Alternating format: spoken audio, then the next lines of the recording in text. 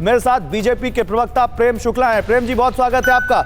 मेरे साथ इसके अलावा तस्लीम रहमानी है, अध्यक्ष एमपीसीआई के। रहमानी साहब, आपका भी बहुत स्वागत है।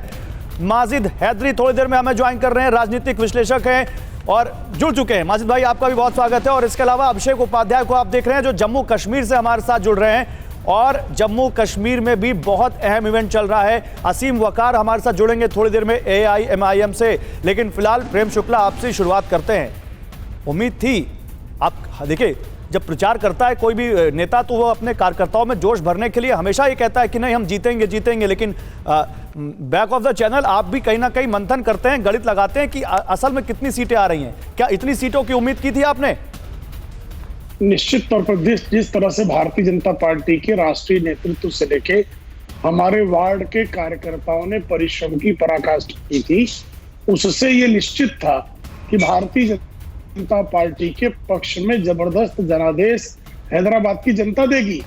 हमको प्रथम पार्टी बनने का श्रेय भले नहीं प्राप्त हुआ, लेकिन जिस तरह से भारतीय जनता पार्टी दूसरे क्रमांक पर पहुंची है, जिस तरह से भारतीय जनता पार्टी ने वहां की दोनों जो नगर निगम की दोनों प्रमुख सीट दल थे, उन दोनों की सीटें झटकने में हमको जिस तरह से कामयाबी मिली है, वह इस बात का संकेत देता है कि दक्षिण के द्वार पर भी भारतीय जनता पार्टी बहुत मजबूती के साथ बढ़ रही है। बात कह दी आपने बीजेपी का पहले से ही हमको जो यहाँ प्लान साउथ है, मिशन साउथ है, उसको आपने सामने रख दिया। द्वार हमारे लिए खुल गया है। मैं उसी पर आऊंगा, मैं दक्षिण के द्वार खुलने वाली बात पर ही आऊंगा। लेकिन तस्लीम रहमानी, क्या बीजेपी ने एक तीर से दो निशाने साध दिए?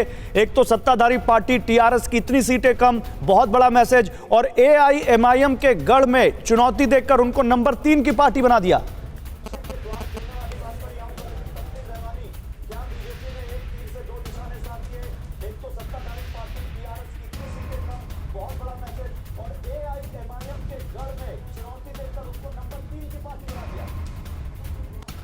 तस्लीम रहमान, जो एग्रेसिव कैंपेनिंग की है, जी बोलिए बोलिए। तो कोई बहुत ज्यादा फर्क नहीं पड़ा हुआ है। तो पहले से कह रहा हूँ, जिस दिन पोलिंग हुआ उसी दिन कहा कि MIM को बहुत ज्यादा फर्क नहीं पड़ेगा, 4-5 सीट का फर्क पड़ेगा उनको ज्यादा से ज्यादा।